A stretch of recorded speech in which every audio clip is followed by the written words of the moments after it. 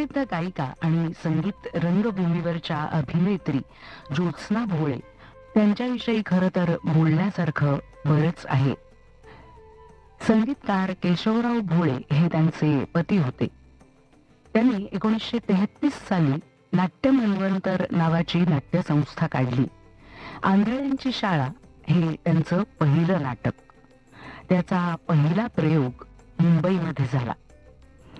ज्योत्स्ना भोळे यांनी या नाटकामध्ये नायिकेची म्हणजे बिंबाची भूमिका साकारलेली होती. या नाटकामध्ये अनेक कलावंतांनी भूमिका केलेल्या होत्या आणि त्या काळामध्ये 100च्या वर प्रयोग या नाटकांचे झालेले होते. आंधळ्यांची शाळा हे नाटक त्यावेळी खूप गाजलं आणि या नाटकाच्या वेळी ज्योत्स्नाबाईंचं वय फक्त 18 वर्षांचं होतं.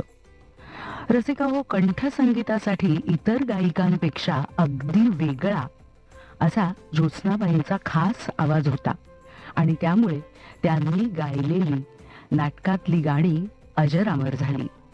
ज्योत्स्ना भोळे यांनी अनेक नाटकांमधून उत्तम भूमिका साकारल्या.